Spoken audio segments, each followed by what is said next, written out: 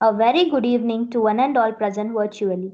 I welcome you all to 6th International Conference of RX Doctors Day 13, organized by RX Doctors, organizing partner STA Premier Research Institute, Chennai, powered by EWTI OECC Radiant Healthcare Canada. We are truly honored to have you all today. Without further ado, let me take a moment to introduce today's speaker. Dr. Shruti Heth is a distinguished pharmacist, researcher, and academician whose works bridges the gap between clinical pharmacy practice and pharmaceutical research, currently serving as an assistant professor at AI Shifa College of Pharmacy, Kerala. She brings with her diverse experience in both academic and clinical research settings, having previously contributed to projects at CD Saima Hospital, Bengaluru, and Client Research Solutions, India. A PharmD graduate, Dr. Shruti's doctoral thesis focused on optimizing pharmacotherapy through dose adjustment practices for renally excreted drugs in patients with renal failure, a field critical to improving patient safety and therapeutic outcomes. Her academic journey is complemented with active participation in national and international conferences, where she has presented case reports, clinical studies, and innovative research findings. Her research and publications reflect a broad spectrum of interests, from antimicrobial stewardship to materiovigilance to drug safety monitoring and novel extraction technologies for bioactive compounds. Several of her works have been published in reported peer-reviewed journals, underscoring her commitment to advancing evidence-based pharmacy practice. Dr. Shruti is also dedicated to professional development and lifelong learning, having completed specialized training programs in medical genetics, diabetic pharmacotherapy, applied pharmacokinetics, and patient communication skills.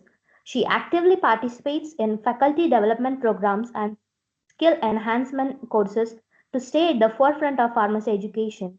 A passionate mentor and educator, she has designed and delivered undergraduate pharmacy curricula, guided students in research, and fostered critical thinking in the next generation of pharmacists. Multilingual and skilled in communication, teamwork, and problem solving, Dr. Shruti brings a collaborative and research driven approach to her profession.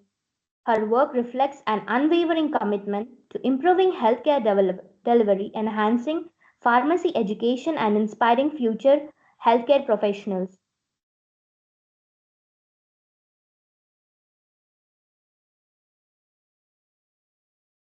Now, the stage is yours, ma'am.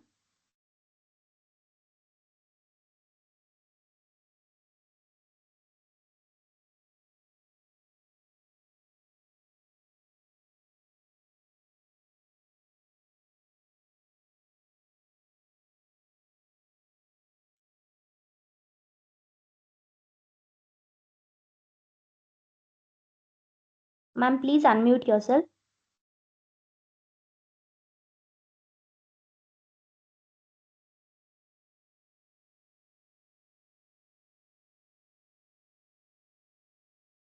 Thank you. Thank you for the introduction and thank you for having me as a speaker today. I'm sharing the screen. Just let me know if it is visible. Yes, ma'am, it's visible. Okay. Fine. Just let me know if the slides are not moving. Okay, you can interrupt me anytime. Okay, so good evening, Sure. all. And it's a great pleasure to be a speaker today on the underestimated topic here. Just a minute.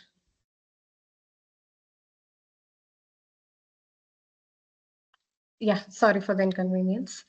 Yeah, so discipline, it is often an underestimated but absolutely crucial topic that is required during hospital postings.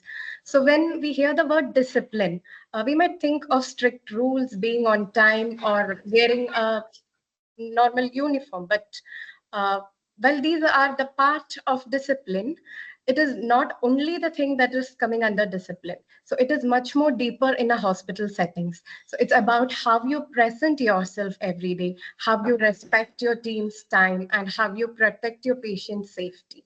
So from my own experience as a PharmD student and now as a preceptor, I've seen how discipline can be a single biggest factor that is shaping your reputation in a hospital.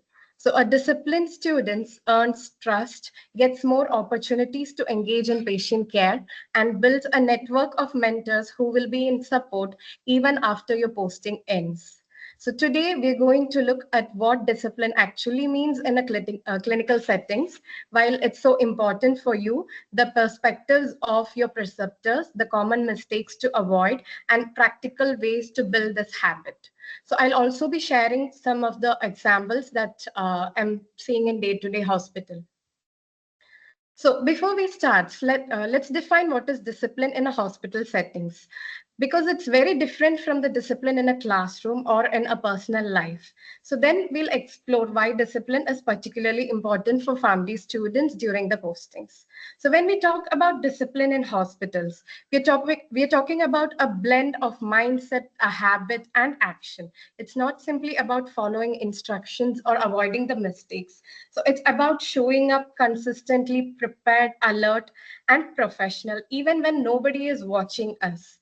So discipline in clinical setting means you respect the patient's time, the team's workflow, and the hospital's protocols. It's the reason a consultant trusts you to double check a prescription and a nurse asks you for input on medication timings. Coming to the pillars of professional discipline, there are five main pillars that you have to keep it in your mind. First one is the personal conduct. This involves the punctuality, your professional appearance, your attire, the way you speak, respectful communication, and managing the distractions like cell phones. Then coming to the cognitive discipline, this is staying Excuse prepared. me. Yeah, Ma'am, slides are not moving. okay, just a minute.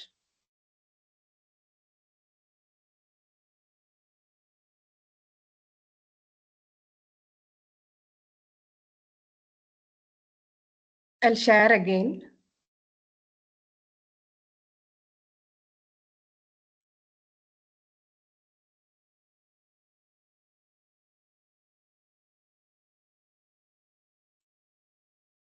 Okay, is it moving now? Yes, ma'am. Okay, fine. So coming to the cognitive discipline, so in this, it shows how much prepared you are with the day-to-day patient details, their lab reports, and the medication plan of the patient. Next, coming to the procedural discipline, this involves following of the protocols exactly, whether it may be documentation, a medication reconciliation, or reporting any adverse events that you have found during your rotations. Then coming to the ethical discipline, honesty and patient specific decision making, even when it's inconvenient. Some situations may happen where you may not be feeling convenient to report it, but according to the ethical discipline, you have to report any event that you have seen in the hospital. And the last one is the interprofessional discipline, treating every team member like the nurses, doctors, technicians with respect. Now, coming to the professional toolkit, the essential behaviors and etiquettes. So we can categorize this into three: before rounds, during rounds, and after rounds. So before rounds, we have these non-negotiables.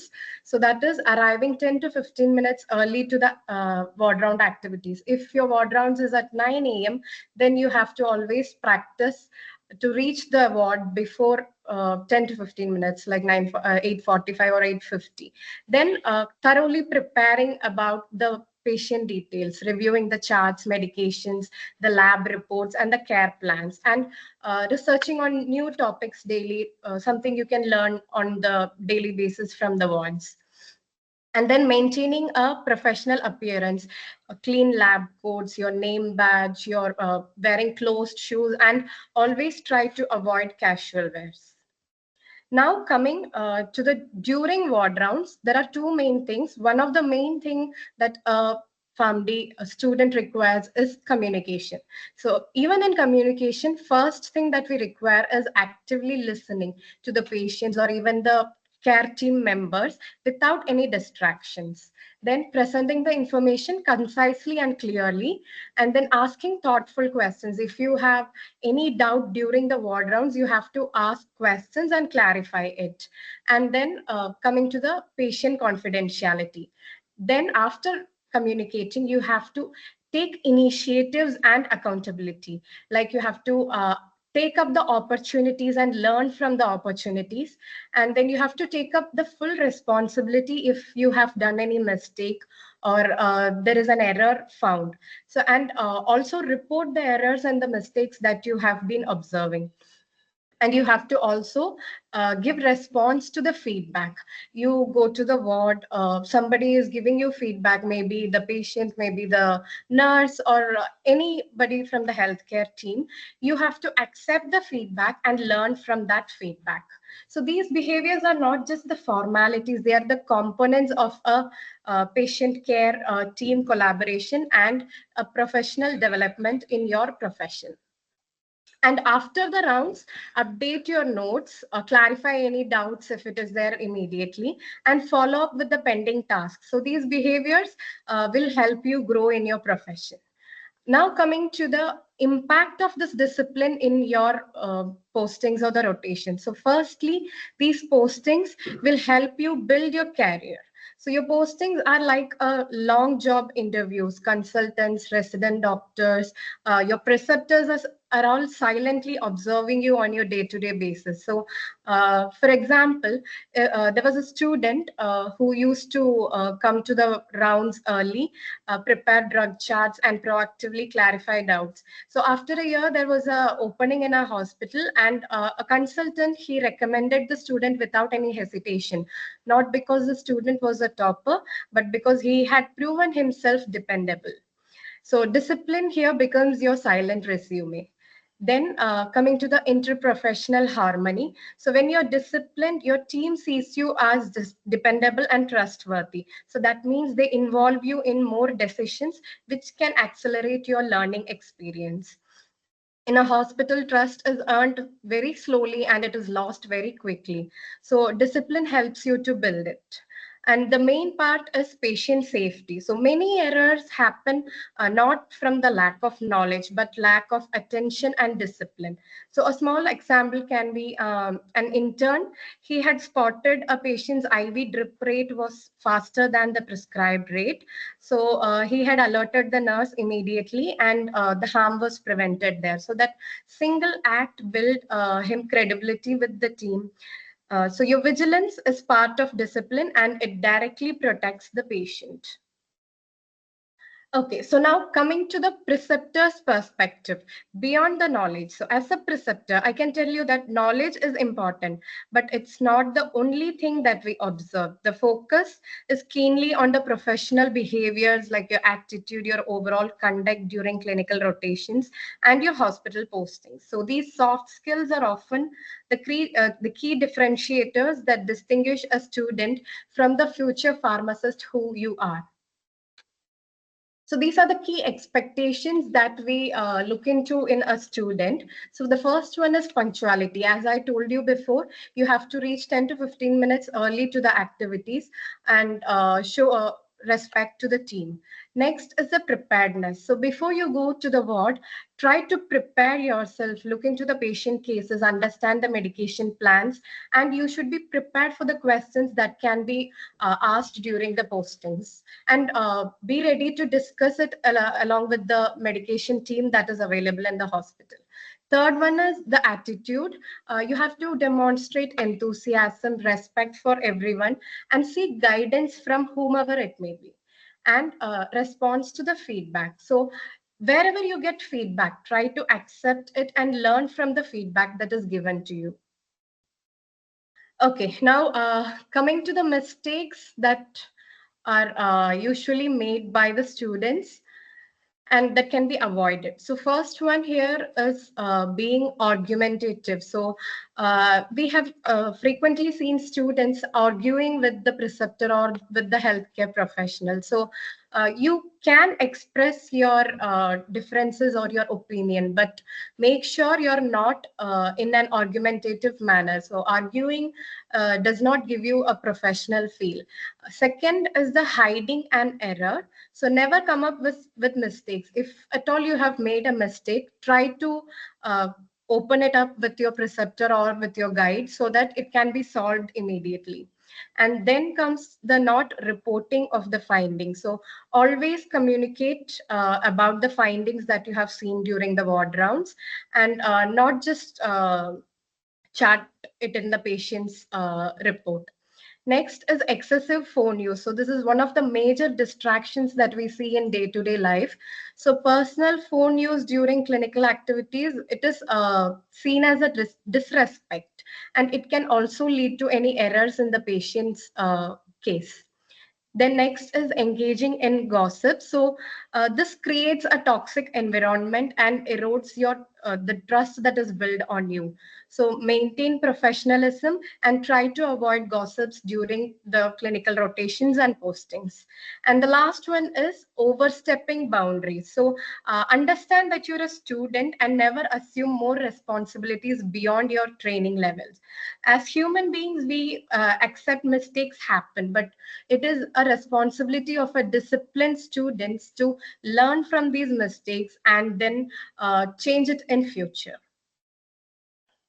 Yes, so coming to the cumulative impact. So in healthcare, it's rarely that one big mistake that causes most damages. It is always the small things that leads to big consequences. So uh, you may think like it's just one missed chart entry, or you're just 5 minutes late one day, or you're just late for 1 or 2 days. But in a hospital, these small breaks in discipline, it doesn't sound good, so they pile up. These mistakes pile up, and in future it will become a very big consequence. So as an example, a nurse, she mishears a dose, and a student is not double checking the dose that has been written by the nurse. And imagine a doctor, he's busy with the patient load, and he's without reviewing, he's signing the medication that has been written, and the patient ends up receiving a wrong medication. So each step there was a small lapse, but altogether it led to a very serious event. So it's same with our profession also. So missing one rounds or skipping documentation once or not following the task might seem harmless, but repeating it once, twice, or thrice, people start seeing a pattern in you, and a trust built on you is lost, and it is very hard to regain that trust.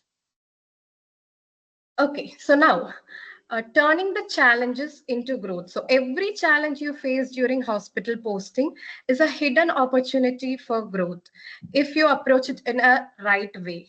So firstly, we have to embrace the feedback. So when a preceptor is correcting you, it is not for criticizing you. It is the guidance from who has already walked this path. So instead of feeling defensive, you can ask questions, clarify it with the preceptor, and you can apply it on the day-to-day practice. Second thing is practice self-reflection. So at the end of each day, take 5 minutes to ask yourself what you have learned from that day, and what all you have seen in that day's rotation, what you are observing during the rounds, what you can learn from your colleagues or your classmates, and ask yourself what you have learned and how you can apply that in the practice. And finally, seeking support. So no one in healthcare succeeds alone. It is always the healthcare team that works together. So talk to your seniors, the resident doctors, or the preceptors or your guides when you're not sure about any particular thing. So asking for help is not considered a weakness, but it's a sign of responsibility, because patient safety is important here more than anybody's ego. And if you are embracing feedback, reflecting on your actions, and seeking guidance, every challenge becomes a stepping stone in your career. So that's how you turn daily experiences into lasting professional growths. Yes, so how do we cultivate self-discipline? So firstly, effective preparation. So discipline starts even before you enter the ward. So when I was doing my internship. So every day evening before I leave home, I used to check the patient details again, patient files again, so that if there are any changes or if there are new reports, I used to collect those and I used to prepare. And then right next day when I'm going for ward rounds, if the doctor is asking me something, I was always ready to answer that. So that is what we always expect from a student. You have to be always prepared. And the second one can be active engagement. Proactively, you're seeking the opportunities, you're learning from the opportunities, you're asking questions. It is always you learn when you ask a lot of questions, but keep in mind you ask relevant questions. And you have to volunteer yourself to present cases and assist in medication reconciliations. And the third one is reflection and self-assessment. So as I previously told you, you have to ask yourself what you have learned or what you can learn from the things that you're seeing in the ward. And at last, you have leveraging mentorship. So seek guidance from your preceptors, residents, and even experienced nurses. So watch how they are managing their time, how they are handling their stress, and maintain a professional behavior throughout your postings. Learning from role models accelerates your own growth and helps you set higher standards for yourself. Okay, now coming to the foundation. So every healthcare professional begin their journey by taking an oath or committing to a code of ethics. But the true test is how are we applying these on our day-to-day practice? So for pharmacists, the oath isn't just ceremonial. We cannot just celebrate by taking the oath. It's a public promise because we have to work for a patient's welfare above personal interest. So to be honest and to upload the trust placed in us. So ethical codes, whether from the Pharmacy Council of India, the International Pharmaceutical Federation, or the hospital's own policy, these serve as a compass when situations gets complicated. So in the hospital, these codes and the oaths that protects patients' confidentiality, giving accurate information, even if it is not comfortable, and refusing to cut corners, even under pressure. So, for example, if you notice a colleague of yours dispensing a wrong strength of drug, it is your responsibility to speak up there, and not because it is easy, but patient safety is important, and it depends on each one of us. Discipline and ethics both goes hand in hand, and discipline ensures you consistent flow of the right steps, and ethics ensure those steps are in the right direction. So together these form the foundation of your credibility as a healthcare professional. Not only the oaths and the code of ethics, it is also the standards and guidelines that provide you a platform. Professionalism in pharmacy, it is not left to personal interpretation. So it's clearly outlined and established in forms of standards and guidelines. We have the ACP standards, that is the Accreditation Council for Pharmacy Education, ASHP, American Society of Health System Pharmacists, and ACCP standards, American College of Clinical Pharmacy. So when you're in a hospital postings, these standards aren't just abstracts, they are your day-to-day guide. So whether you're documenting a case or preparing for a rounds or counseling a patient, these guidelines remind you of the level of the professionalism the professionals expect from you. So think of these standards and guidelines as a rule book, your checklist, and that will in turn build a reputation for your career. Yes, so one of the fastest way to grow in your professional journey is to learn from those who have already walked the paths. Yes, they are your mentors. So remember, mentors aren't just there to evaluate you, they're always there to guide you and shape you throughout your journey. So the discipline to listen, learn, and apply their guidance can accelerate your growth years ahead of the schedule. Now, coming to the benefits of actively engaging yourself during the posting. So, it is more than just being physically present during the hospital postings.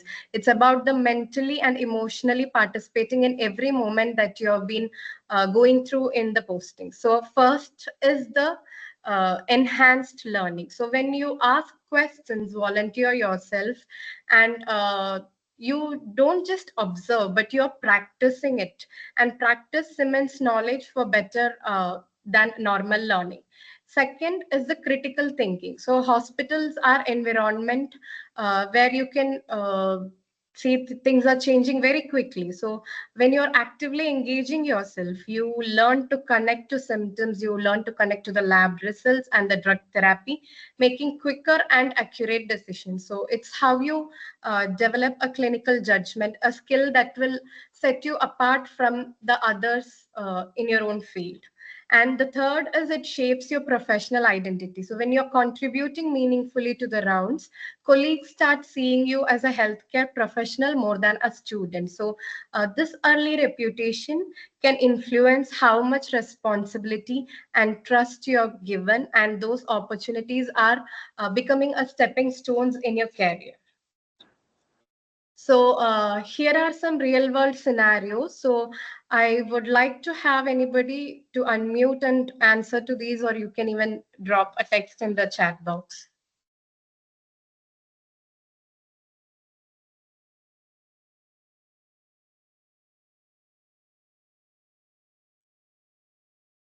Anybody can unmute and answer.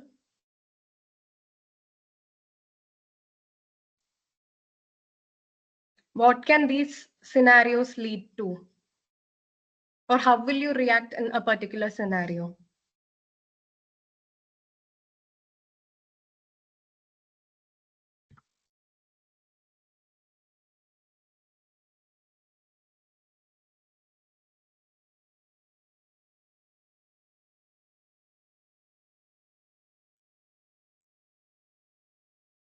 Yeah, so there are no messages in the chat box. Anybody who can unmute and answer?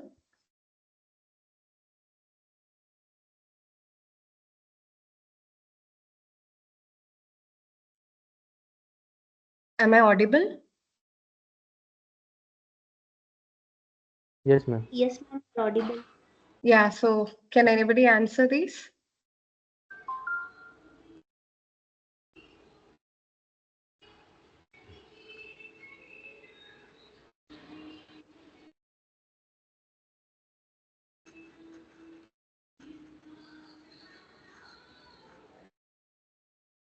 Ma'am,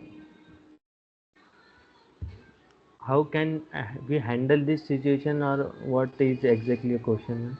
Yeah, how can you handle these situations? Imagine yourself in this situation, and how will you handle this situation? Ma'am, firstly, we have to take previous day history, what Yeah, medication was given, yes. so that uh, we can correlate with today's condition. Yes, right. So, firstly, you have to review the patient's chart.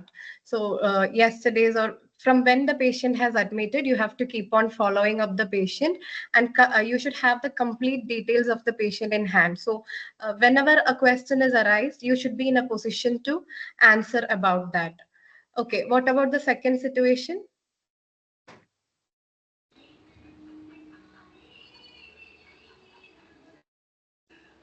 Ma'am, we need to speak clearly and should be confidently approach to that patient.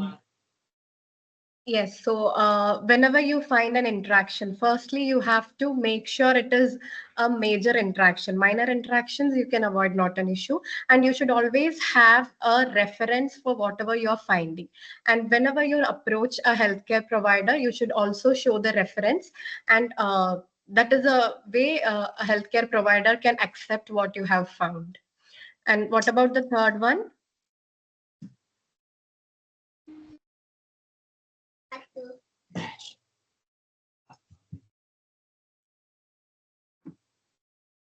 We should be focused on the activities and avoid the use of phone. Yes, so you have to avoid the use of phone. Many times we see students using phone during ward rounds, and if we are asking them, they say we are checking drug interactions, we are checking for the drug informations. But that will be only for the 5 to 10% of the phone usage that is happening. So one of the main thing that everybody notices when you're in the ward is the usage of phone. So as a healthcare professional, we have to avoid using phones. Use it when it is really required, and make yourself look professional. So these situations, they are not just mistakes, but it shows how confident you are in your role. Yes, so coming to the conclusion, so your journey to clinical excellence, it doesn't happen overnight. So it's built on disciplined habit, it is built on engaged interaction, and it is built on the ethical choices that you're making on time. So every ward rounds, every case discussion, and every patient interaction is a brick in your career building. So the discipline you practice today is becoming the trust you earn tomorrow, and the curiosity you show today will become an expertise that you carry for your tomorrow. And the respect you give today will return to you in much bigger amount in your future. So remember, you're not just fulfilling a posting requirement, you're shaping the kind of healthcare professional you will be in the future. So whether you stand for the right reasons or you fade into the background depends on what choices you're making on the daily basis. So step into each hospital postings with a purpose and a commitment to grow in your career. And excellence isn't a destination, it's a habit. And all your journey begins from that a small habit. Yeah, thank you for the day. Anybody having any clarifications? Ma'am, feedback, I want to give some.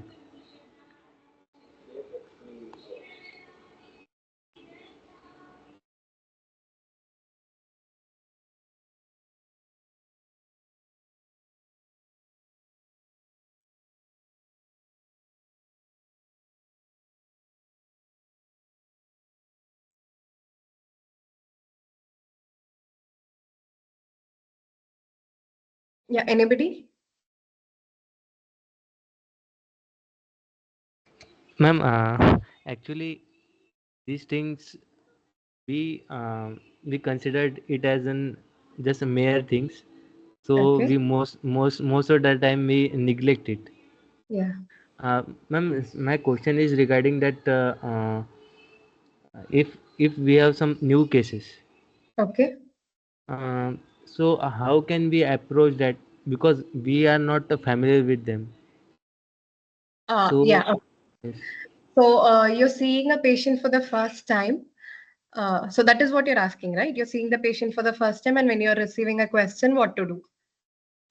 Ma'am, some there are some new cases, some different drugs and A different new conditions. diagnosis. Yes, Okay. yes. Yeah, so in that case, whenever you're seeing a new diagnosis or a new medication, make it a habit of researching about that. Nowadays we have a lot of facilities. We can Google, we have PubMed, we have Google Scholar. So whenever you're seeing something new, you have to search about that and update your knowledge about that, so that whenever next time you're getting the same case, you will be already updated about that topic. So you're saying today, by tomorrow, you have to be prepared about that particular scenario, what is there. I think I've answered your question.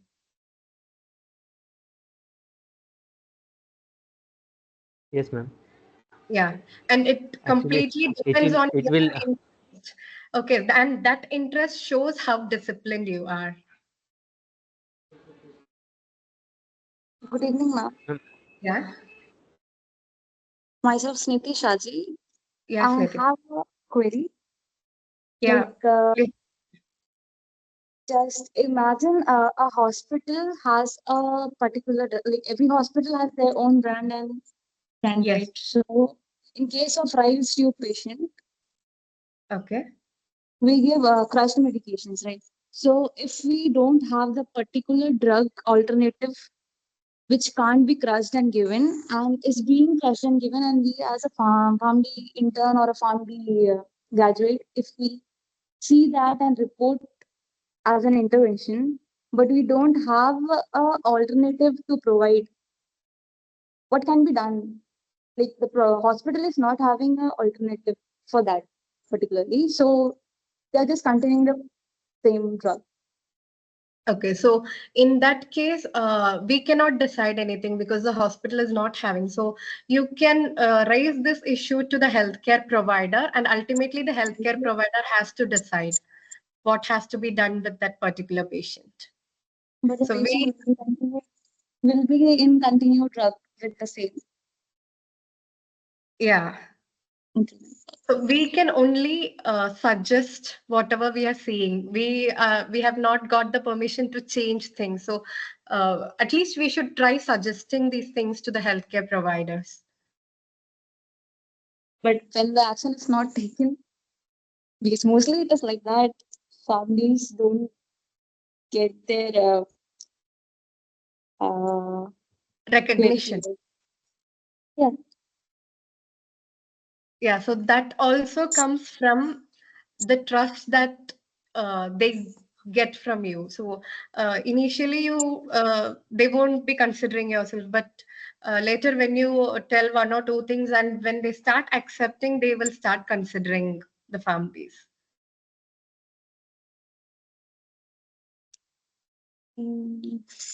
Okay. Okay. Ma'am, can I?